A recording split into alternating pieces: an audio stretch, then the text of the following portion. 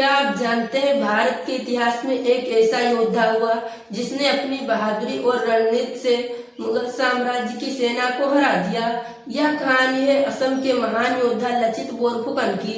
लचित बोरफुकन का जन्म लगभग 1622 ईस्वी में असम के आहोम साम्राज्य में हुआ। उनके पिता आहोम साम्राज्य के एक बड़े अधिकारी थे। लचित बोरफुकन में बचपन से ही साहस, अनुशासन और देशभक्त की भावना थी। आगे चलकर उनकी बुद्धिमत्ता के लिए उन्हें आहोम साम्राज्य का सेनापति बना दिया गया। उस समय भारत पर मुगल साम्राज्य का शासन था।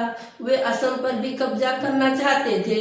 मुगल सम्राट औरंगजेब ने हमला करने के लिए अपनी बड़ी सेना भेजी। उनकी सेना का नेतृत्व राजा राम सिंह कर रहे थे।